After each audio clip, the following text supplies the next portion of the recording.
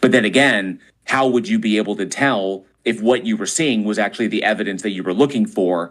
If your desire for that evidence is so much that it could potentially blind you to your confirmation bias. There's no mechanism built into the system in order to, or into the process, to be able to eliminate that possibility. You just have to take it on faith. And that's why faith is ultimately not a tool for epistemology, because it can't break you out of that. It can't eliminate the possibility of that bias. So that's why that doesn't work. Hope that answers your question. The Bible says that everyone resists belief in God, so there wouldn't be non-resistant non-believers. Could you demonstrate that they're non-resistant non-believers? If it's logically possible for a non-resistant non-believer to exist, then it's eliminated. There's no logical contradiction in a non-resistant non-belief, so therefore it is possible. Okay, so what did he say? His conclusion was therefore it is possible. But I asked if he could demonstrate that there are non-resistant non-believers. Let me see. What was his argument again? I want to ask Grok. What was his argument? Let's see here. What was Grok? If it's logically possible for a non-resistant non-believer to exist, then it's eliminated. There's no logical contradiction in a non-resistant non-belief, so therefore. Okay, there's no logical contradiction. So I'm asking Grok. I don't want to be biased, right? If I asked someone to demonstrate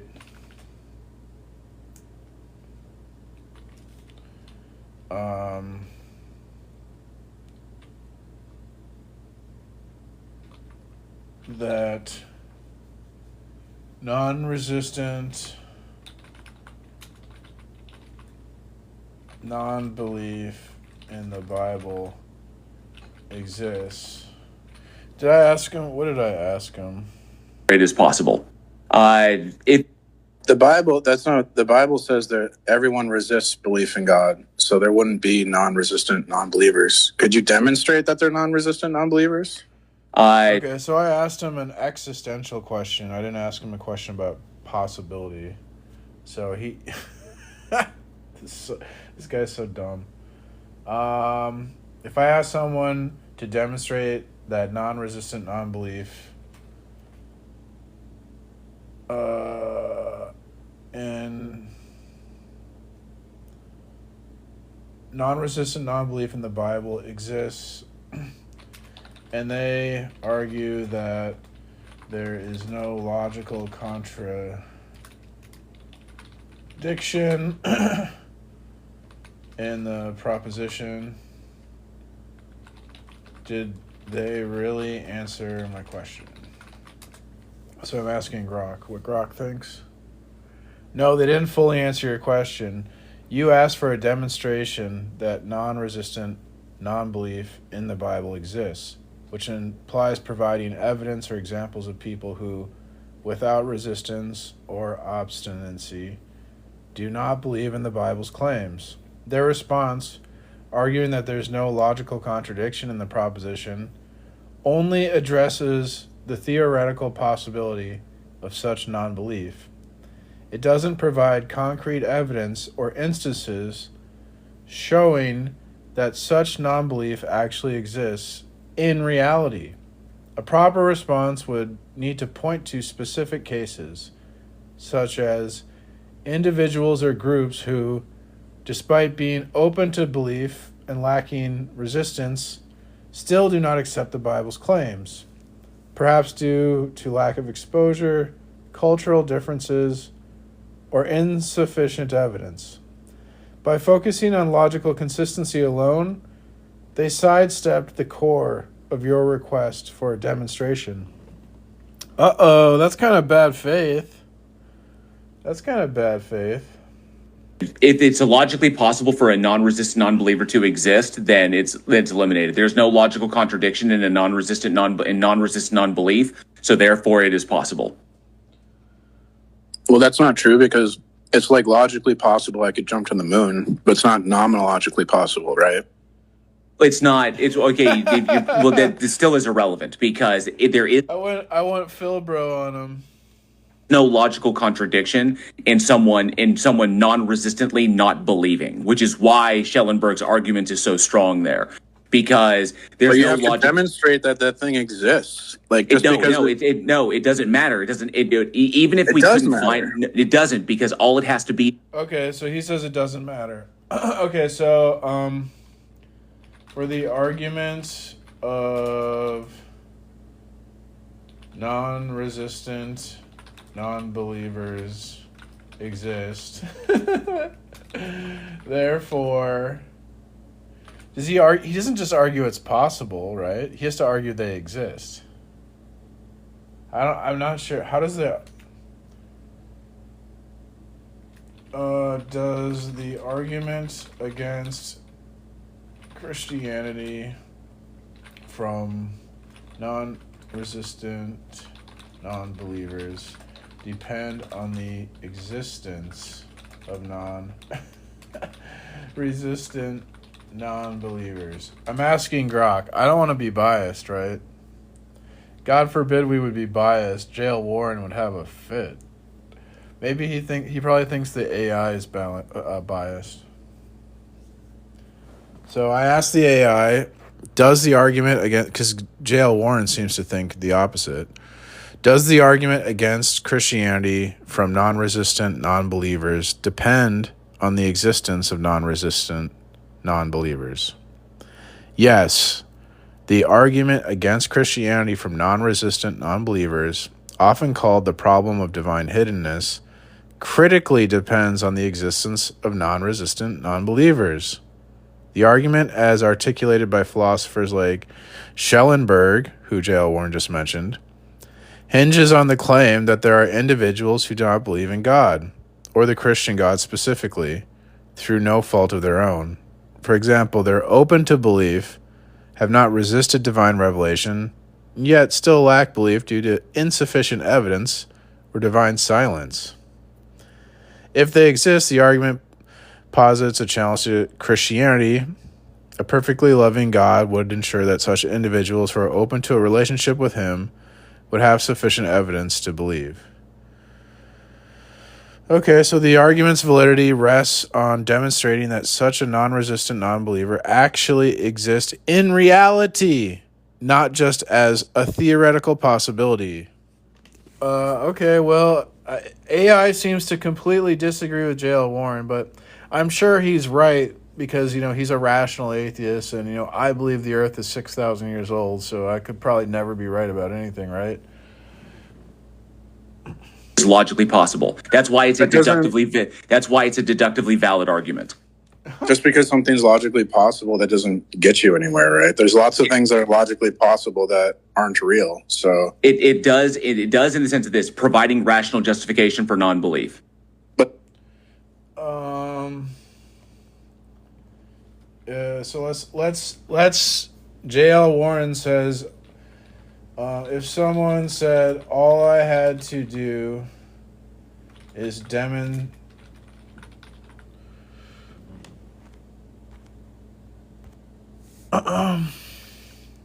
all I have to do is demonstrate it's logically possible for a non-resistant non-believer to be rational in my denial of the Bible. Are they correct, logically speaking? Right, so I'm asking AI what Jail Warren just said, if it was correct. If someone said all I had to do is demonstrate it's logically possible for a non-resistant non-believer to be rational in my denial of the Bible, are they correct, logically speaking? That's my question to the AI, Grok. Grok says, no, they're not correct, logically speaking.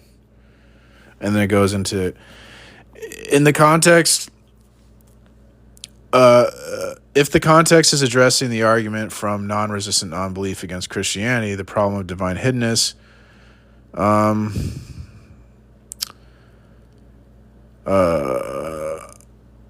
if someone responds by saying all you need to do is demonstrate that it's logically possible for a non-resistant non-believer to be rational in their denial of the Bible, they're shifting the burden of proof and misrepresenting the argument's requirements. Here's why.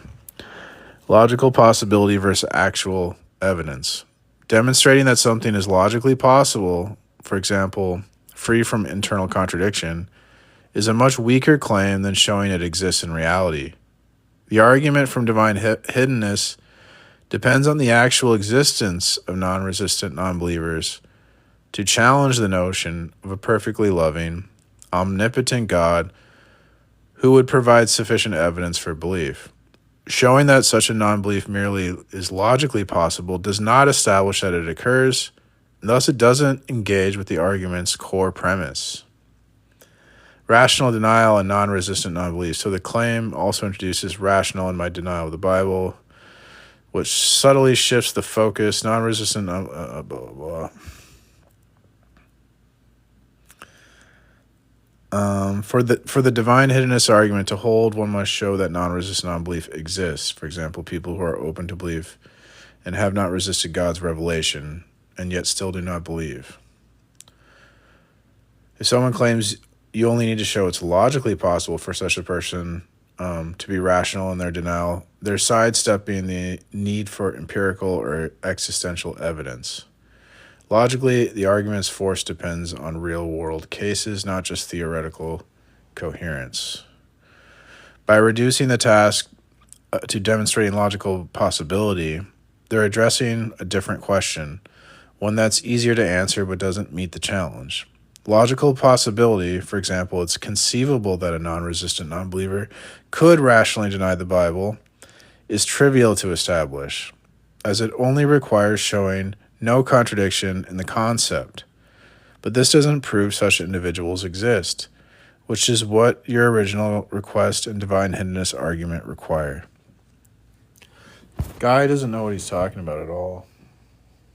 It doesn't, because anywhere, right? There's lots of things. It doesn't, because all it has to be is logically possible. That's why it's that's why it's a deductively valid argument.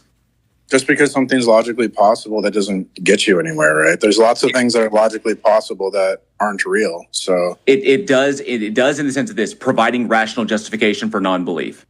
But it doesn't, because I contest that assertion that there's not. Then you'd have to demonstrate. Then you would have to demonstrate how it's impossible by showing the logic. You're the one. He's making the claim. This is all they got is you got to prove it.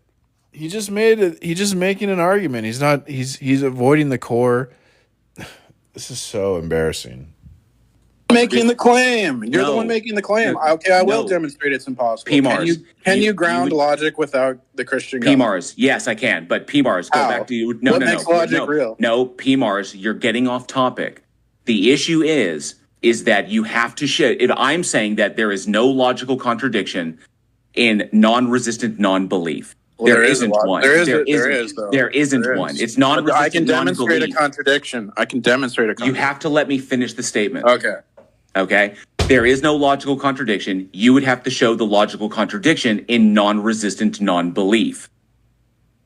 More rewards, more savings, more special offers. That's what new Fuel Rewards members get at Shell. The logical contradiction in non-resistant non-belief would be that they would assume the preconditions for logic being the Bible, and then they would deny the preconditions for logic being the Bible. No, they wouldn't. We're not talking about the Bible. We're talking about the existence of the God, because it is logically possible for the God to exist and the Bible to be wrong. No.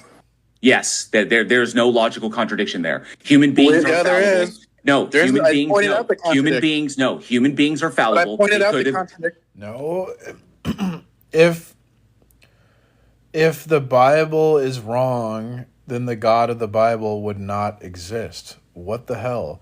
The Bible is God's word about himself. So if that's wrong, then that God doesn't exist. I mean, this is like basic. This is like duh. Human beings are fallible. They could have gotten the Bible completely wrong, and the God but that's not my position. Still exist. It doesn't matter. It doesn't matter. They don't have to adhere. It doesn't matter. You're straw manning me. It doesn't matter. Accept the straw man. What? Why? So he can just straw man me, and then I go, "You're straw manning me," and he goes, "It doesn't matter, dude. Doesn't matter. I can straw man you. But that's not logical. That's not logically possible because No. you would be okay. It's not logically no, it's not logically consistent with your particular presupposition. But I'm pointing out the logical contradiction. So you would assume. No, it's not logically But contradictory. I pointed out the P and the not P. No, PMARS. It is only logically contradictory if they There's a hold to P and your. not P. You have to let me No. finish the statement. Oh my God. You have That's to let me not finish how- the statement. that's not how you lo- have to let me finish the But statement. jail. It is logic only doesn't- no. Oh my If God. it is only logically contradictory if you already are committing those particular presuppositions. If you That's don't not how take, logic works. If you don't, Yeah, let's ask the AI. So in logic, is it only a contradiction based on a person's how do I put it? Subjective presuppositions as to what logic is. Meaning, logic. Here, I'm asking the question wrong. Does logic apply the same to everyone, or does or logical contradictions? Do logical contradictions apply the same to everyone, or are they specific to a individual person?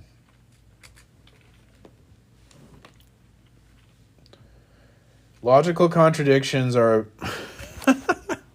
again the AI is disagreeing with JL Warren. This is crazy. I wonder what this is like. How many like this? We're not even hardly into this debate. AI has disagreed with JL Warren like 3 or 4 times. This is crazy. Like, how can you? Is he like trying to be wrong? I don't think I could like be this wrong if I was trying to be this wrong. So JL Warren is trying to say that logical contradictions depend on the individual person, and that what's a contradiction to me is not a contradiction to him. So Grok says logical contradictions are objective and apply universally, not specific to an individual person. A logical contradiction occurs when a statement or set of statements cannot be true simultaneously due to their logical structure, regardless of who evaluates them. For example, the proposition P and not P. I gave him a P and not P. Did you guys hear me saying P and not P? And then he's like, no, it's P and not P to you, but it's P and not P to me. It's P to P to P.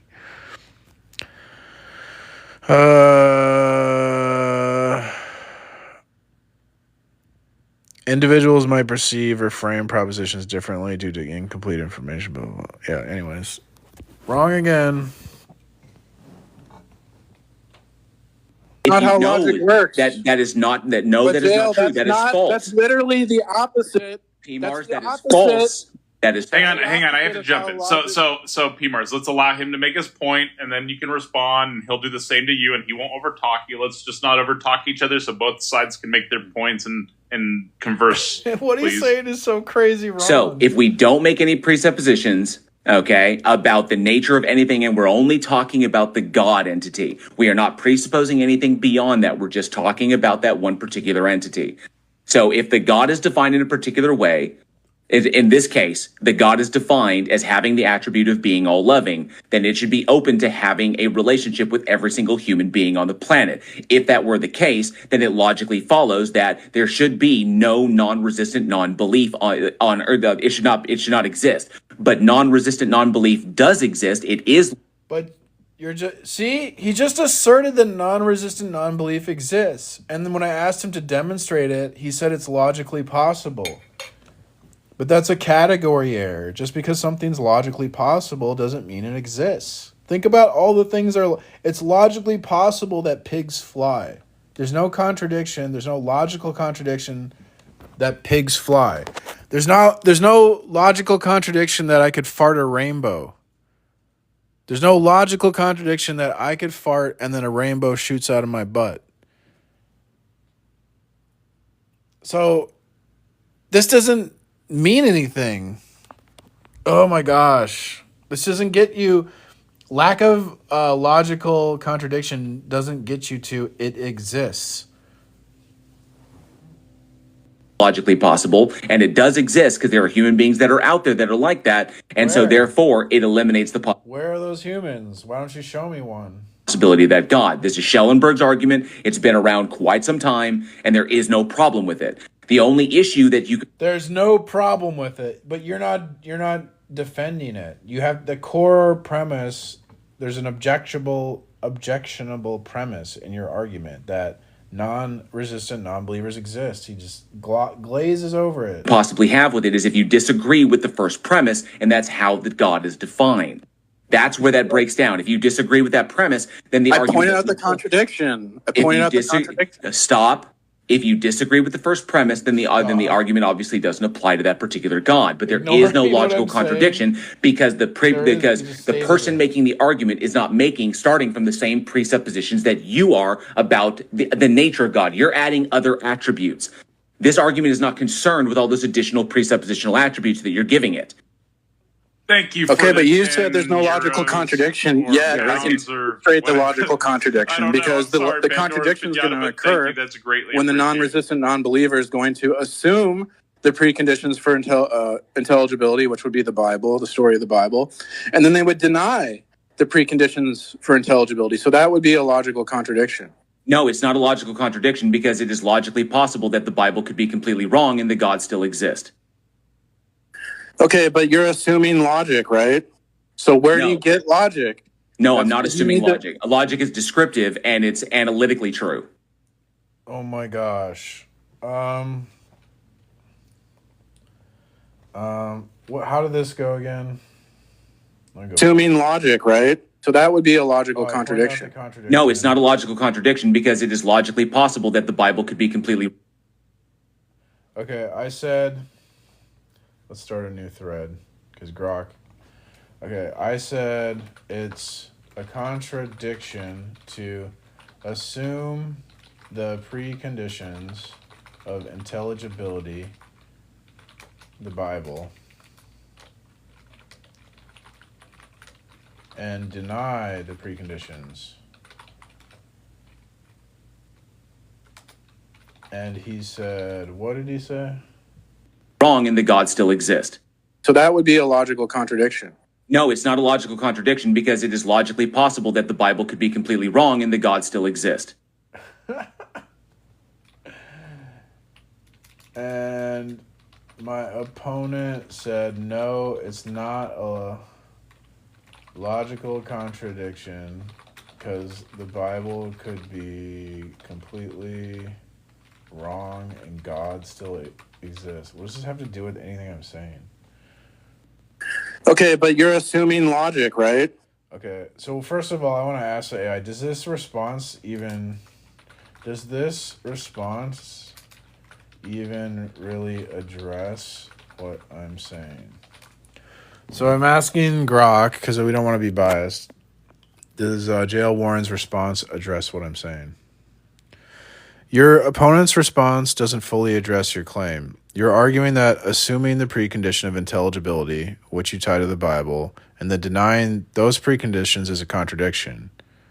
Your opponent counters by saying the Bible could be wrong and God could still exist, which sidesteps the core issue of whether denying the Bible's preconditions undermines intelligibility itself. This response shifts the focus to God's existence independent of the Bible, but it doesn't engage with whether the Bible's preconditions are necessary for intelligibility or why denying them isn't contradictory. It feels like they're talking past your point rather than directly refuting it.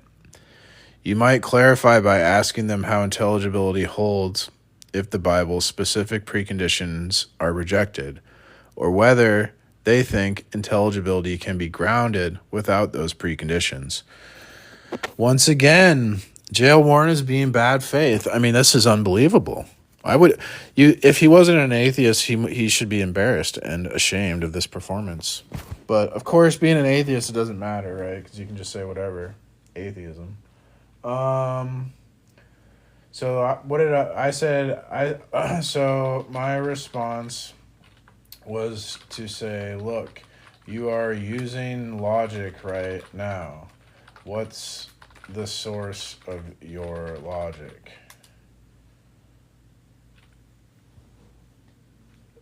Your your response is a solid move to refocus the debate.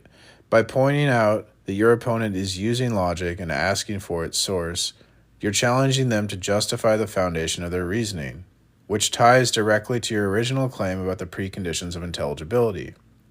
It puts the burden on them to explain how they can rely on logic while dismissing the framework of the Bible and my argument that I say grounds it. If they respond by saying logic exists independently or comes from another source, you could press them to specify what that source is and whether it holds up without contradiction. There we go, right?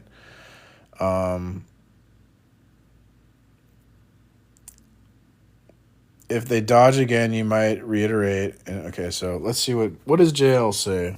I bet he's gonna be good faith, guys, right? Like, he's just gonna come to the truth all of a sudden, stop lying to me, I think.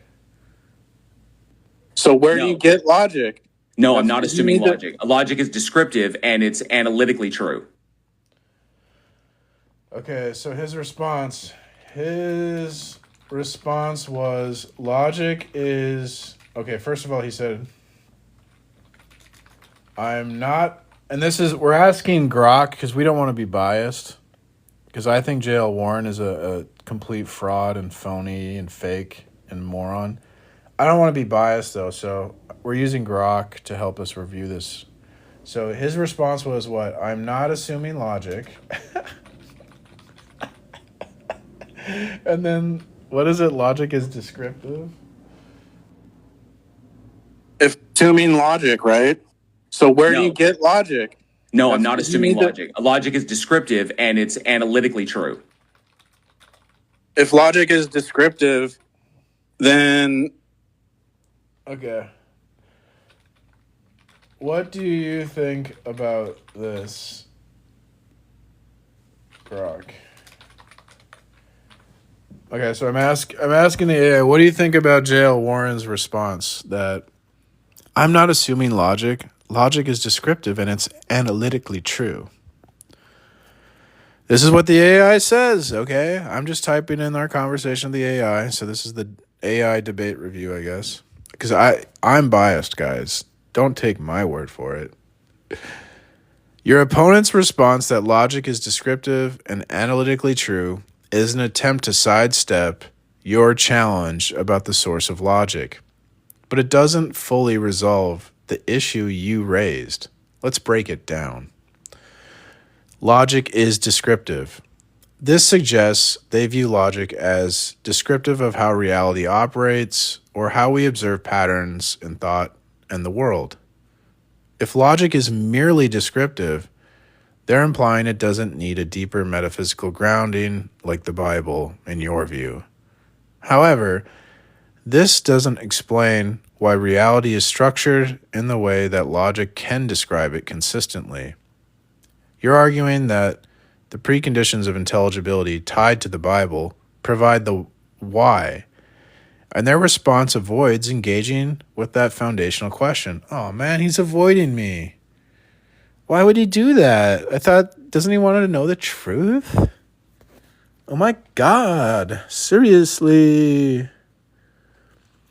He says logic is analytically true. By saying logic is analytically true, they're likely claiming that logical truths, like the law of non-contradiction, are true by definition, inherent in the concepts themselves, without needing an external source. This is a common view in philosophy, where logical principles are seen as self-evident or necessarily true. But this still sidesteps your point. Even if logic is analytically true, why does reality conform to these principles in a way that makes intelligibility possible? Your argument seems to hinge on the Bible providing the metaphysical grounding for why such truths hold universally. correct. The AI gets it. J.L. Warren doesn't. He's not even answering my question. See, do you see, guys, how these people aren't answering our questions and they're pretending to answer the questions? So this is the AI again. Their response doesn't directly refute your claim about a contradiction. You're saying that denying the Bible's preconditions, which you tie to intelligibility, undermines the ability to use logic coherently. They're saying logic stands on its own, but they haven't addressed how logic's descriptive or analytical nature holds up without a deeper foundation, especially if they reject the one you propose, the Bible. They're essentially asserting logic's autonomy without justifying it in the context of your argument. And then it tells me how I could push back.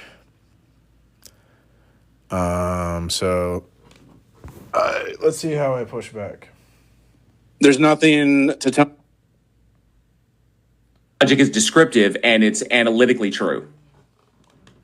If logic is descriptive, then there's nothing to tell me that I can't contradict myself.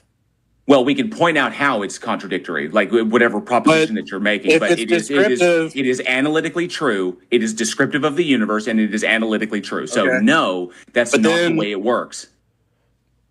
Okay, he said I was wrong. So what did I say? I responded by saying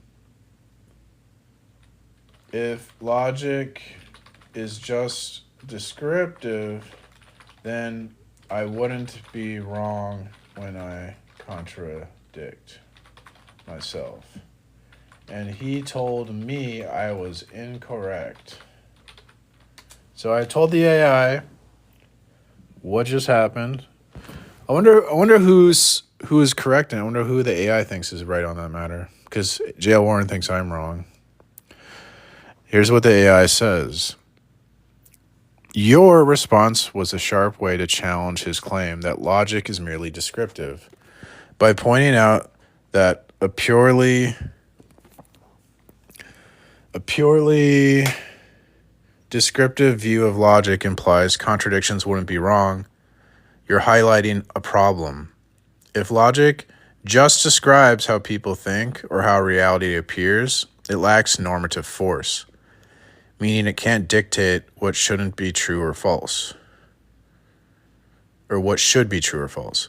Only what is observed. If contradictions are just part of the description, they wouldn't be incorrect, which undercuts the ability to argue coherently, including his own objection. His response that you're incorrect is weak because it doesn't explain why contradictions are wrong under his framework. He's relying on logic to call you incorrect. But if logic is just descriptive, as he claims, he hasn't justified why a contradiction violates any standard beyond his subjective observation. This circles back to your original point. Denying the preconditions of intelligibility which tie to the Bible while using logic seems inconsistent because he hasn't provided an alternative grounding for why logic is authoritative. Well, man, AI isn't looking too favorable on these things J.L. Warren is saying. If it's descriptive, that means I don't have to follow logic, right? So No, because you're still ignoring the analytically true okay, part. but now you're contradicting yourself. You can't. No, you I'm can't not. demand. Yes, you are, because you're demanding. You're denying that logic's objective, and then you're simultaneously saying that I have to follow these rules. Well, you can't have your cake and eat it too. No, if I'm not logic saying that is you have just to. descriptive, I'm not done talking. If logic is merely descriptive, as you claimed, then there's no reason why I should follow any of the laws of logic, and I could just contradict That doesn't myself. follow. And I Well, can you make could. fallacious. I can make fallacious It arguments, does follow. He said it doesn't follow. It does. and there's no. The AI just said it follows. You're wrong. I mean, he's not going to... He's just so stupid. Unbelievable. Issue because logic is descriptive, not prescriptive. No, it's descriptive of operations in the universe. That's what the laws of logic are. They are descriptive. Now they appear to be universal and inviolable. But we already know that all you have to do is alter your frame of reference on the universe, whether it be depending upon whatever states. And these things don't apply as they do in like our relativistic perception of the universe. Oh my God, what is he saying? This is such gobbledygook. He's saying that he says they seem universal, but we know if you alter your perspective of the universe, they are not universal. He doesn't believe the laws of logic are universal. This is insane. Here in the third dimension. So they are not universal. The third dimension? What dimension did he get this argument from? Dimension X? In that respect. So, and we don't know if they are not inviolable. They appear to not be inviolable. He says we don't know if the laws are unchanging.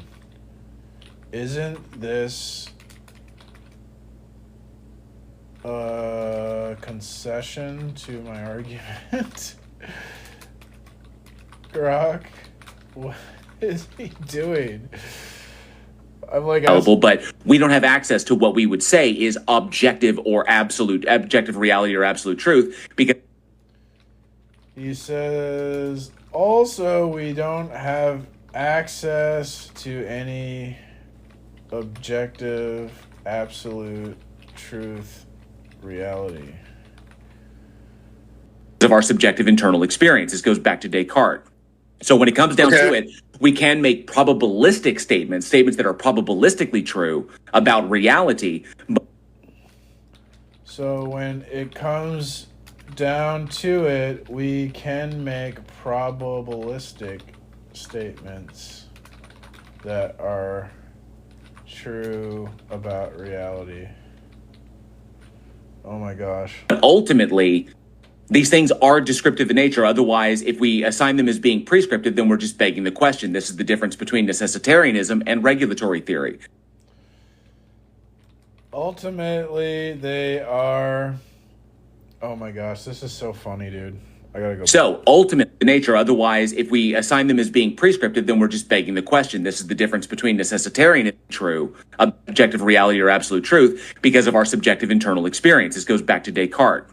So when it comes down to it, we can make probabilistic statements that are probabilistically true about reality, but ultimately, these things are descriptive. But ultimately... This is so good. But ultimately, these things, I want to get this right. I don't want to straw man him. These things are, is he going to say descriptive of reality?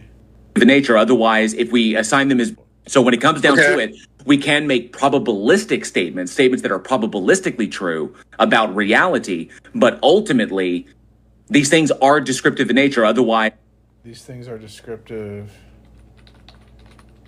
in nature. Otherwise, this is so genius. If we assign them as being prescriptive, then we're just begging the question. This is the difference between necessitarianism and regulatory theory. So ultimately, necessitarianism and regulatory. So we assign them as being prescriptive. We are begging the question. This is the difference between necessitarianism and regulatory theory. Address the argument on its merits and don't try to add things to the argument in order to try and break it down. Schellenberg's argument holds and provides the rational justification for non-resistant When a situation becomes unsafe or your friends are in danger, NDTIP can help. Belief. And then he tells me,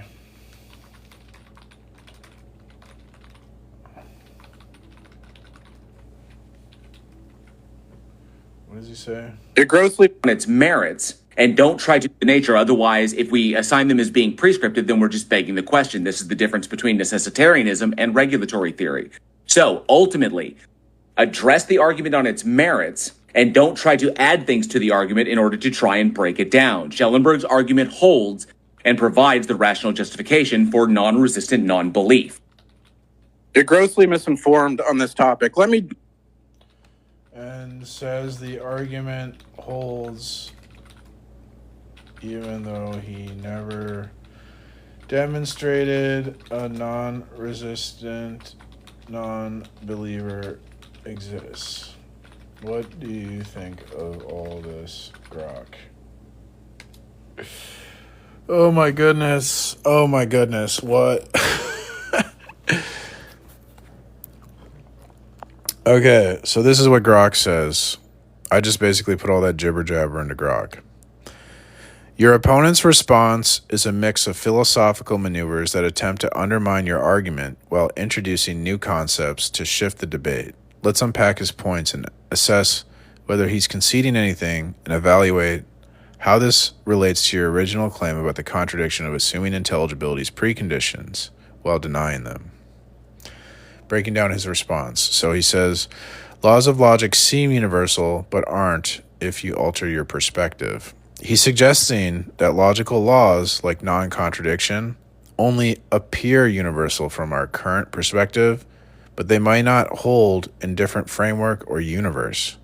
This challenges my view that logic requires a universal, Bible-based foundation, by implying logic is contingent or relative to perspective. So this undermines his own ability to argue consistently. If logic isn't universal, his claim that I'm incorrect about contradictions has no teeth. It's just his perspective. It's not binding truth. By admitting logic might not be universal, he's weakening his own position, as it suggests there's no stable ground for reasoning, which aligns with my point that denying the Bible's preconditions leaves intelligibility ungrounded. This could be seen as a partial concession, as it implies logic lacks the absolute authority he needs to refute you without a deeper foundation. His other claim, we don't know if the laws are unchanging. He's arguing we can't be certain logical laws are fixed or eternal, further emphasizing their descriptive nature rather than prescriptive. For example, they describe how we observe reality, not how reality must be. Analysis. This is closer to concession because it admits uncertainty about logic's foundation, which supports your argument that rejecting the Bible's preconditions leaves logic's reliability in question. If logical laws aren't guaranteed to be unchanging, he can't confidently use them to argue against you without assuming a stability he hasn't justified. This undercuts his earlier claim that logic is analytically true with inherent authority. He also said there's no access to objective, absolute truth, reality. He asserts we can't know an objective, absolute truth about reality, so we can only make probabilistic, descriptive statements about it. He frames prescriptive views of logic, like mine tied to the Bible, as begging the question, assuming the conclusion in the premise, and contrasts this with a regulatory theory, like meaning a view where logic regulates thought without being metaphysically absolute. This is a dodge. By denying access to absolute truth, he's trying to avoid justifying logic's foundation while dismissing your Bible-based grounding as circular. But he's still using logic to make his case, which you can argue is inconsistent if he denies any absolute basis for it. His appeal to probabilistic statements doesn't explain why logic is reliable enough to make any truth claims, probabilistic or not. This reinforces your point about the contradiction. He relies on intelligibility while rejecting its preconditions. Then he talked about the necessitarianism versus regulatory theory. He's contrasting necessitarianism, the view that logical laws are necessarily true, perhaps tied to a divine absolute foundation, like your biblical one, with a regulatory theory, where logic is a tool or convention for regulating thought, not necessarily grounded in absolute truth. This is an attempt to reframe the debate in philosophical terms that favor his position. By calling your view necessitarian and his regulatory, he's implying yours assumes too much, a divine foundation, with his being more modest, logic is practical tool. but he hasn't justified why a regulatory approach produces reliable, universal reasoning without a deeper grounding, which loops back to your argument about needing preconditions for intelligibility. He also said, I'm not addressing the divine hiddenness arguments on its merits. He brings up divine hiddenness arguments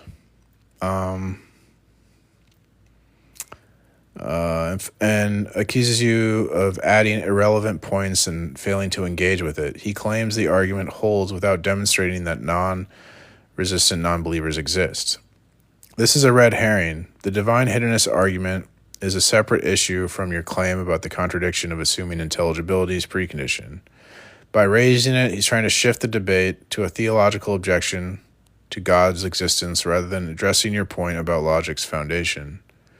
His failure to demonstrate non-resistant non-believers weakens his use of divine hiddenness. Well, I guess the AI didn't know we were talking about it earlier, but is this a concession? AI says yes. His response contains implicit concessions to my argument. By admitting logic might not be universal or unchanging, he's acknowledging that logic's reliability isn't guaranteed without a foundation, which aligns with your claim that denying the Bible's preconditions undermines intelligibility.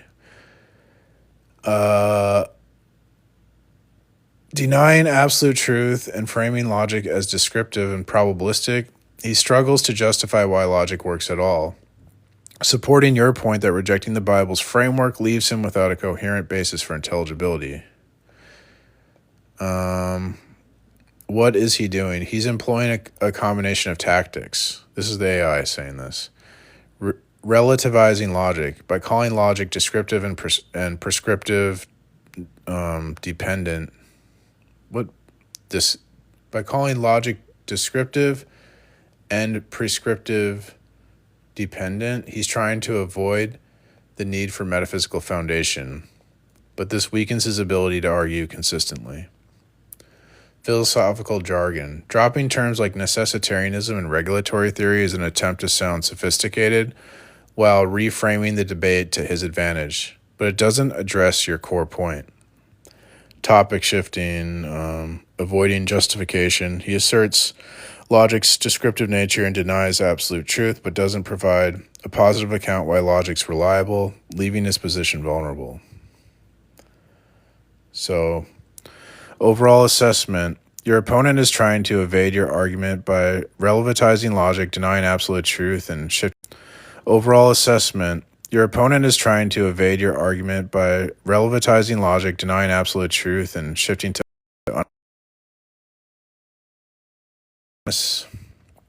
his concession, logic's not being universal or unchanging, no access to absolute truth, weakens his own position and supports my claim that denying the Bible's preconditions for intelligibility leaves logic ungrounded, creating a contradiction when he uses it.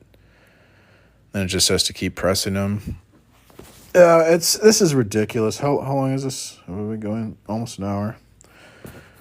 I mean, geez, maybe we'll go like just a little bit longer, but I actually talked to this guy for like a half hour. I can't believe, think of all the lies this guy said to me. Demonstrate your error here, okay? So, is it your position that rules can function without rule enforcement? Well, okay, so I gotta parse that out. So rules can function without rule enforcement. So rules, if you're talking about like the laws of logic or the laws of physics, or because those are if I write down on a piece of paper, J.L. Warren is not allowed to be bad faith in a debate, but nothing will enforce that rule because I just wrote it on a piece of paper. Is that a functional rule? It's I guess not. This is irrelevant to the conversation. Right. It's not irrelevant. It's completely irrelevant. Because that demonstrates that laws or rules don't function. Because laws aren't the same as rules. You interrupted me. Rules don't function without rule enforcement, right? Incorrect. So the rules incorrect. So what, can you show me an example of a rule? No, because rules and laws are not the same. What is it? Rules and laws are not the same.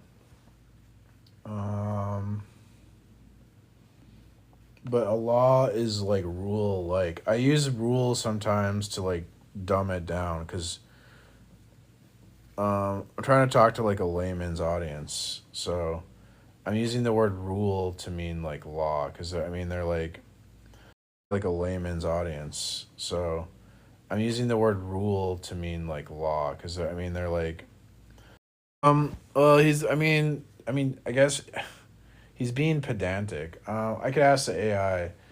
I sometimes refer to the laws of logic as rules of thought to help laymen understand. Am I incorrect to do that? My opponent is making a big stink about rules and laws being different. Okay, so I asked the AI. Referring to the laws of logic as rules of thought is not incorrect, especially when explaining to a lay audience. But your opponent's objection about distinction between rules and laws likely stems from a philosophical or technical nitpick. We don't really have to get into the minutia, do we? Is his objection valid?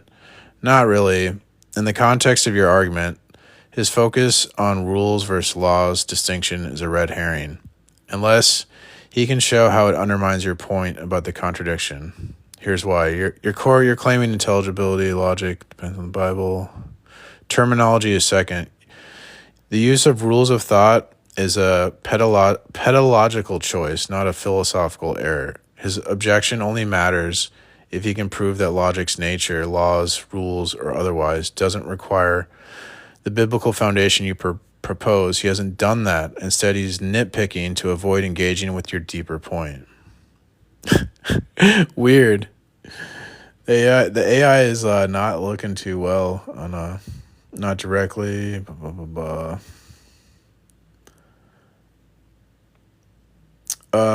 And then what else did he say? I said laws require enforcement or rules require enforcement to function, and he said I was wrong. Am I wrong? Your claim that laws require enforcement or rules require enforcement to function is a reasonable point in the context of your argument. But it depends on how you're defining enforcement and function. Your opponent's flat dismissal of your statement as wrong is overly simplistic. It doesn't engage with the nature of your position. Are you wrong? Not inherently, but the validity of your statement depends on the context. Your likely intent. You're arguing that laws of logic, rules of thought require a grounding or enforcement mechanism reliable and universal, which you tie to the Bible, like rational God who creates the orderly universe. By enforcement, you might mean a metaphysical foundation that ensures logic's consistency and applicability. Something that, yeah, that's what I'm saying.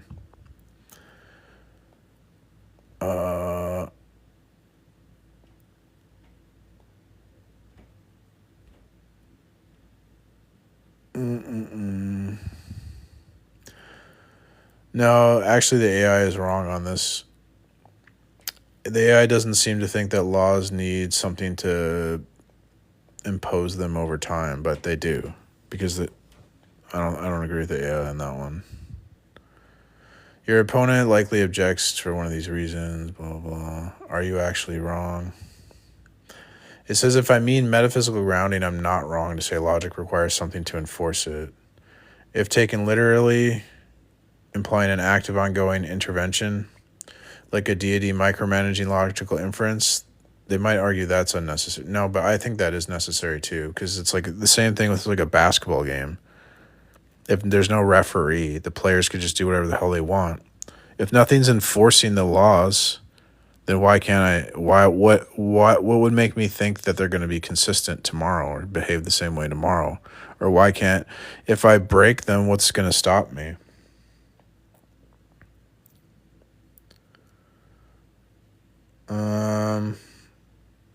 Anyways,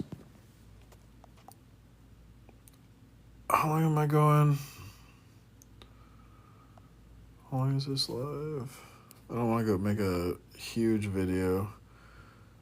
It'd probably take forever to just like combat all the lies. Oh my goodness. Yes, they are. So, can you No, they're tell not. me a No, rule? they are not. Can you give me an example of a rule that is functional without rule enforcement? Why do we have judges? Okay, and no. You're falsely equating these two things. Okay. Like the laws of the universe, the laws that we use to describe the universe are held as being descriptive in nature by every single field of science that utilizes them. The laws of physics, the laws of thermodynamics, the laws of whatever. These are all I'm not held hearing to an be- but These you're are not all hearing an held. answer I'm to the question. stop. You're not answering my question. Because I don't need to answer your question. Can a because rule function without rule enforcement? PMARS, you need to. No, but you got to answer my question. You got to relax. answer my question. You need to relax. Give me an example of the rule You are of functioning. falsely equating. Give me an you are example of a rule PMARS, functioning without rule enforcement. You are falsely equating. This is a false equivalence. You're dodging. This is a fault. No, You're a coward. You are trying to push a false equivalence between laws and rules. They are not the same. You claimed rules can function without rule enforcement. Can you give me an example, please? You You're are falsely dishonest. Equating laws and You're rules. answer the question. This is bad You're faith. falsely equating laws and Okay. rules. We're talking about laws, not rules. See, this is like clearly just dodging. He's nitpicking to dodge. Like the AI said he was nitpicking. I'm not wrong. I'm not wrong to compare them, laws and rules. It's an analogy. It's for the lay audience. If I say 1 + 1 = 3, am I wrong in reality or am I wrong in your fantasy? They are descriptive. That is a quantitative language of law. That's another dodge. He dodges this again. He won't answer this question. That describes things in reality. If I say 1 + 1 = 3, JL Warren, am I wrong in actuality or am I fantasy wrong? It's analytically Our overall experience with Heritage was really easy. They made the whole process wrong. You're not. Can you answer the question? I just did. It's analytically No, you false. didn't. Is it really Wait, wrong? Thank you or for is that it No. fantasy wrong? It's analytically false. Doesn't Do you- answer the wait, no, question. yes, it does. PMARS, do you understand the How difference does that between answer the question? PMARS, do you understand the difference between analytic truth and synthetic truth? Yeah, but Okay, don't it's wanna- analytically false. It's false by okay, definition. but that's not an answer to my. Oh my gosh. So I just asked the AI. Here, what I said to the AI. I asked him, when I say 1 + 1 = 3, I asked him, am I actually wrong or am I pretend wrong? And he responded by saying, I'm analytically wrong. Does that answer my question? Your question about saying 1 + 1 = 3 makes you actually wrong or pretend wrong has a sharp way to challenge your opponent's claim that logic is descriptive and possibly not universal. Test whether their view can account for the normative force of logic, why certain statements are objectively incorrect. Their response, you're analytically wrong, partially engages with your question but doesn't fully answer it, and it sidesteps the deeper issue you tied to your argument about the Bible as the precondition for intelligibility. Let's break it down. Does their response answer your question? Not completely. Here's why. Your question's intent. You're asking whether 1 + 1 = 3 is genuinely wrong, implying an objective universal standard grounded in something like the Bible, or just pretend wrong, suggesting a subjective or conventional standard, which aligns with their descriptive view of logic. This challenges their position. If logic is merely descriptive and not universal, as they've suggested, then their wrongness might be relative or arbitrary, undermine their ability to call anything incorrect. Their response, analytically wrong, by saying you're analytically wrong, they mean that 1 + 1 = 3 contradicts the definition inherent in arithmetic or logic. For example, the concept of 1 and addition necessarily applies 1 + 1 = 2. In philosophy, an analytic truth is true by virtue of its meaning. For example, all bachelors are unmarried. They're likely arguing that 1 + 1 = 2 is true by definition, so 1 + 1 = 3 is wrong in a self-evident logical sense. Why it's incomplete. It dodges the actual versus pretend. They don't address whether the wrongness is actual, objective, universal, grounded in reality, or pretend, a convention, or prescriptive. Or perspective, sorry. Pretend, a convention or perspective. Saying analytically wrong implies a kind of necessity, but doesn't explain why analytic truths hold universally or why reality conforms to them, which is central to your question. This avoids grounding. Their earlier claim that logic is descriptive and possibly not universal conflicts with calling something analytically wrong, as analytic truths are typically seen as necessary and universal. They haven't explained how a descriptive, non-universal logic can produce a binding analytic truth, which ties back to your argument about needing a biblical foundation. They're missing your broader point. Your question is probing the contradiction in their position, using logic's normative force, calling you wrong, while denying the Bible's preconditions for intelligibility. Their response doesn't engage with this contradiction or justify how logic's authority holds without a foundation. What are they doing? They're shifting to technical terms, saying analytically wrong sounds precise, but avoids the metaphysical question of why analytical truths hold. It's a way to seem authoritative without addressing your challenge about logic's foundation. See, he's like using big words to sound smart. This is what AI is saying. Dodging the normative issue. They're not clarifying whether wrongness is objective, actual, or subjective, pretend. Which is the heart of my question. This evasion suggests they're struggling to reconcile their descriptive view with logic's normative force. See? Do you see? They give us responses, but he's evading me. This is what AI is saying. Avoiding your core argument. They're not engaging with the contradiction you've raised, using logic while denying its biblical preconditions. This is consistent with their pattern of deflecting. For example, divine hiddenness, rules versus laws, and the issue about the enforcement. So, yep.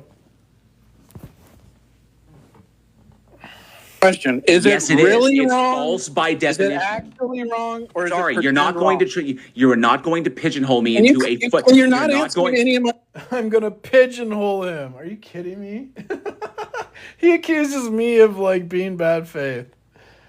Questions. You're a coward. PMARS, Taco's going to have to mute you if you don't calm down. But you're not answering my question. Yes, You're I being a am. I coward. am No, answering your you're question. not. I'm just I Is am it answering actual or PMARS. is it fantasy? PMARS, you've got to relax. I am answering your question. I am just not answering it in the dishonest way you're trying to force me How is to. that dishonest? It is because it is analytically false. It is false by definition. So is it really wrong, or is it pretend wrong? It's technically since these things are made up. Okay, since they are like we make up these terms. Wrong. No, since There he answers. No, what? These things are made up. And I go, so it's pretend wrong. And then he goes, no. What the hell is this? What is this? we make up these terms to describe things in reality. Okay, Right. the terms themselves are subjective, but what they are describing it has the appearance of being objective. So they are appearance, but it's descriptive of reality. So they are fantasy analytically reality. they are analytically The false. real reality or the fantasy reality? They are analytically false. Okay, so when I say 1 + 1 = 3, am I thinking differently, or am I just That's being analytically it's unconventional? analytically false. So I just think differently? So I'm not wrong, I just think differently. No, what you're saying is wrong. It's analytically wrong. It's analytically a false But statement. it's not really wrong. It's just I have an unconventional way of how I think. I don't I'm not actually care, wrong. PMARS. I don't care if you don't like how these terms are being applied because this is the way we apply them. It is Well, you're running analytically from the false. question. I'm not running the question. I'm I can tell answering it why, 'cause correctly. it's gonna I'm answering expose it. how you're I am wrong. answering. Okay, I'm answering the question correctly.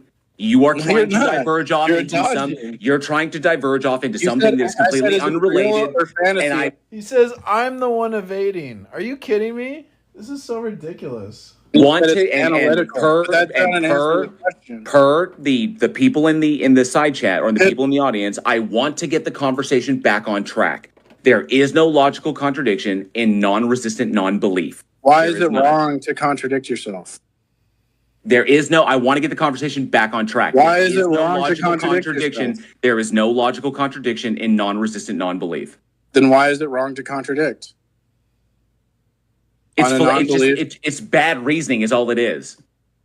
So it's not wrong to contradict. So I said it's bad. It's bad reasoning. Whether you subjectively think it's wrong or right, I don't give a shit. It's if just there's bad no reasoning. truth, then like I don't understand why are we There debating? is truth. There is truth. There is truth. It just doesn't have you. It doesn't have to meet No, the but- qualifications of being absolute for it to be truth. This is a must-have for women over 50. Thrive Cosmetics just released new. It's like okay, so when he says truth doesn't have to be absolute, what he's saying is that there's no objective reality. That we just invent truth. That I'm in my truth bubble and he's in his truth bubble. But he's sitting here arguing with me. So how does that make any sense? It's a contradiction. It's a performative contradiction. I feel like you're just a total disaster, right? Because if I don't have I don't hold to continental philosophy like you are arguing from. I hold to analytic philosophy. Truth and knowledge do not have to be absolute to qualify as. He's endlessly throwing these like analytic philosophy. Do you know what the difference between analytic and synthetic truth? Analytic philosophy, continental philosophy, and what was the other one? Like regulatory theory and necessitarianism. Like what the frick? Truth and knowledge. This is bottom-up thinking, not top-down thinking like you're doing. If you have no absolute, then you can't say anything authoritatively. That is not top-down thinking like you're doing. If you have no absolute, then you can't say anything authoritatively. That is not.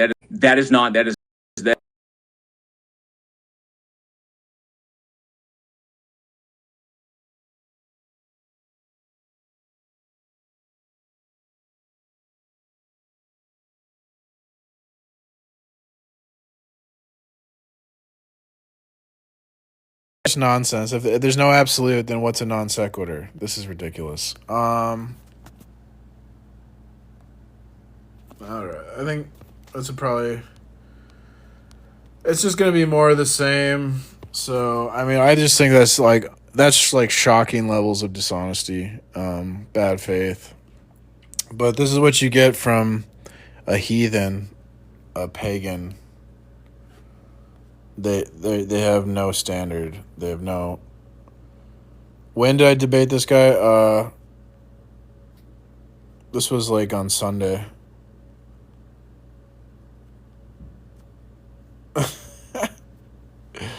They use logic to deny logic. Insane. All right, I'm gonna upload this.